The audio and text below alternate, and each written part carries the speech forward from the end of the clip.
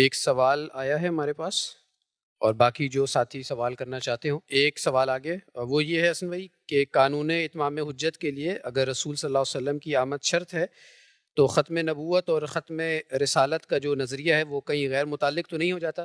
اس حوالے سے آپ کا جو نقطہ نظر ہے وہ کائنڈلی آپ بیان کرتے ہیں۔ بالکل بھی نہیں ہو جاتا، اس لیے کہ رسالت مآب صلی اللہ علیہ وسلم دنیا میں آنے کے بعد یہاں سے خاموشی سے تشریف نہیں لے گئے، بلکہ انہوں نے اللہ کی کتاب ہم تک پہنچائی ہے۔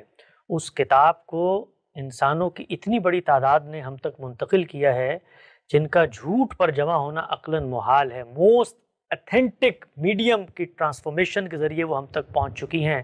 گویا جو کچھ پیغمبر نے اپنے زمانے میں اپنے صحابہ تک پہنچایا، میں پورے اذعان، پورے ایقان، پوری قطعیت، پورے یقین کے ساتھ یہ کہہ سکتا ہوں کہ یہ وہی کتاب میرے ہاتھ میں ہے۔ دنیا کے لحاظ سے جو ترسیل علم کا محکم ذریعہ ہے اس کو آپ نے اجمایا، مسلمانوں کے اجماع و تواتر سے یہ کتاب مجھ تک پہنچی ہے۔ یہ کتاب اب قیامت تک اس پیغمبر کی شناخت ہے۔ میں تو پیغمبر کو اس کتاب کو پڑھ کے جانتا ہوں۔ مجھے اپنے معاشرے کے اندر جب آپ بتاتے ہیں کہ کوئی پیغمبر تھا دنیا میں اور اس نے یہ کچھ کیا ہے اور اس نے یہ خدا کا کلام مجھ تک پہنچایا ہے، تو میں تو خود اس پیغمبر کو، اس سے متعلق قوانین کو، اس سے متعلق خدا کی پوری اسکیم کو اس کتاب کے ذریعے جانتا ہوں۔ لہٰذا میں تو آج کھڑا ہوا ہوں کتاب کو دیکھ کر، پیغمبر تو آج نہیں آ رہے۔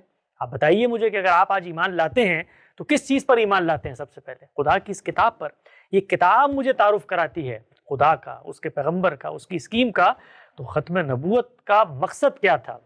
ختم نبوت کا مقصد یہ تھا کہ اللہ تعالیٰ اب روز روز کسی کو منتخب کر کے دنیا میں نہیں بھیجیں گے۔ اللہ کی بڑی رحمت، بڑی عنایت تھی یہ۔ اللہ تعالیٰ کہتا ہے یہ میرا تم پر فضل ہے کہ میں نے پیغمبر بھیجا اور میں نے اس کو شریعت دی، لیکن جہاں یہ فضل ہے وہیں خدا کا امتحان بھی ہے انسانیت کے لیے۔ یہاں پر نسلیں زمینوں سے اکھاڑ دی جاتی ہیں جو پیغمبر کا انکار کرے، تو خدا کی حکمت بالغہ ہے، اس نے بڑے لمبے عرصے تک اس اسکیم کو یہاں تک پہنچایا ہے۔ یہ ایک دن میں نہیں ہوا، اس سے پہلے کم و بیش کو 4000 سال پہلے سیدنا ابراہیم کو امام الرسل بنایا، دنیا کے وسط میں 2 قوموں کو آباد کیا، ان قوموں کی ذمہ داری لگائی پیغمبر کی نیابت میں کہ جو کام پیغمبر کرتا ہے قیامت تک تم نے کرنا ہے۔ وہ پہلی قوم اس ڈیوٹی کے پورا نہ کر سکی اس کو، تو پھر اس کے بعد اس پر عذاب آیا، اور قیامت تک عذاب آئے گا۔ قرآن مجید نے بتایا ہے کہ قیامت تک مسیح کے ماننے والوں کو نہ ماننے والوں پر غلبہ دے دیا ہے۔ اور پھر یہاں پر بھی پیغمبر آ کے کہیں اندھیرے میں رخصت نہیں ہو گئے۔ ایک قوم ہے بنی اسماعیل کی، اور اس قوم کو خدا نے ذمہ داری دی ہے کہ خدا کی کتاب دنیا تک پہنچاؤ، اور خدا کا وہ توحید کا مرکز اس وقت شہادت دے رہا ہے عالمی سطح پر کہ وہ پیغمبر جو تنہا آیا تھا اس نے شرک کے اڈے کو توحید کا عالمی مرکز بنا دیا۔